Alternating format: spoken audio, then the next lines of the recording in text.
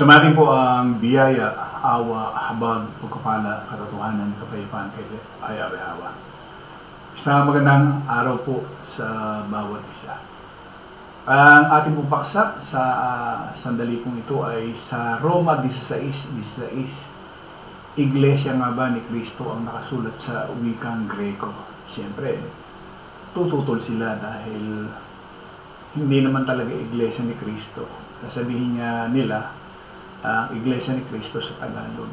Pero tingnan ho natin yun sa wikang Grego, kung ano ba yung binabanggit doon.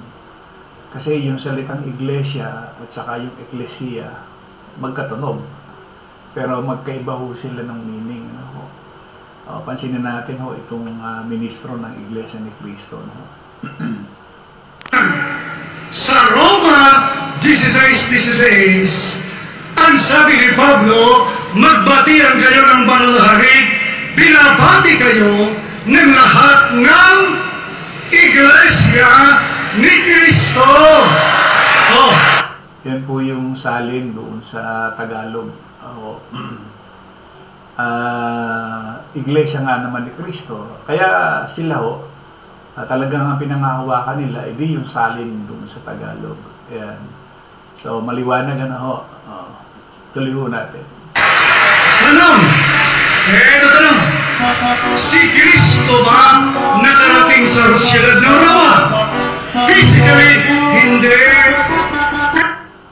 So, ang kinuha lang po natin ay yung sinasabi nila na Roma 16:16 na di umano ay yan yung Iglesia ni Kristo base doon sa saling Tagalog. Ano?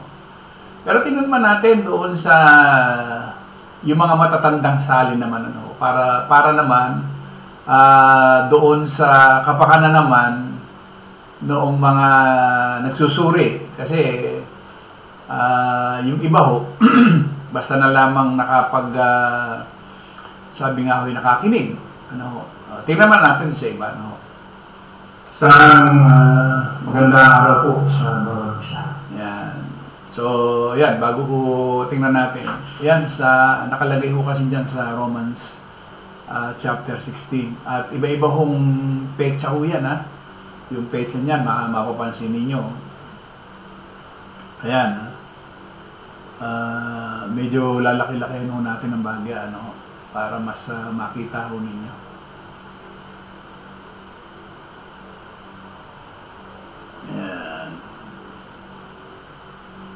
Medyo malaki na siya, no? Ayan, 1534 ho yan, tsaka 1862. Tapos yung revised, yung literal New Testament 2000. Sige ho, at pakinggan nga po natin. Tayo po ngayon ay tatalakay hinggil po dito sa Roma 16:16, ano, na ginagawa ko ng Iglesia ni Kristo na di umano sila raw yung 16:16 na. Unahin natin doon sa 1534 yung kay Tyndale, bago lang.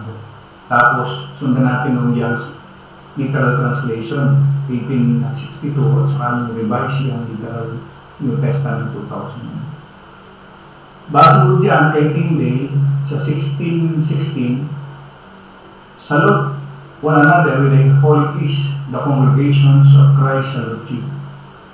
So, pagkatitin na natin yung salin na yan ni Tyndale, hindi ho yan church or iglesia or simbahan, kundi congregations of Christ salute you. Kay Tyndale ho yan. Ano yan? Anong taon? 1534. Pinakamatanda ko yung 1534. Ngayon naman dito sa Young Literal Translation ng 1862, ang base mo naman dyan sa 16:16, salute one another in a holy kiss, the assemblies of Christ do salute you. Ano ho yan 1862. Tapos yung revised Young Literal New Testament 2000, 16:16, salute one another in a holy kiss, the assemblies of Christ do salute you. So, ibig sabihin, hindi o church ang nakalagay, kundi congregations, assemblies Assemblies of Christ. Hindi ho church. Di isa hong napakalaking pagkakamali na ipahiwatig mo na yan ay church. Kasi magkaiba ho yung assemblies, yung congregation sa church. Magkaiba ho yan. So, ibig sabihin, kung sa pangaral ni Felix Manalo noong 1914, lalabas ho, mali yung kanilang pinuhang batayan. Miski ho doon kasi sa Greek, nakalagay ho doon ay Iglesia to Christos. So mali ang gamit ng Iglesia ni Cristo. So, maliwanag ho. Ang pagkakaiba ho kasi nung salitang church, simbahan, iglesia ho, yan, sa Spanish, Kasi pagdating naman ho doon sa wikang Greek, ang ginamit ho ay ecclesia. Yan. So, parang magkatunog siya na yung salitang iglesia at saka yung ecclesia, parang magkatunog. Pero malaki yung pagkakaiba kasi yung ecclesia, ito ho yung mga tinawag, calling out. Samantalang yung church, yung simbahan, hindi mo pwedeng tawagin. Hindi pwedeng tawagin yung simbahan. Simbahan ho yan eh. Konkreto ho yan. Kumbaga, ginawa ho yan ng mga karpintero, mason, So, hindi ho talaga yan yung, yung assemblies, o yung ecclesia. So, napakalaki ng pagkakamali. Ibig sabihin lamang kung ganyan ho ang paniniwala ng Iglesia ni Cristo, magmula ho doon sa founder nila, si Felix Manalo, hanggang sa panahon natin ngayon, isang napakalaking pagkakamali ho yan.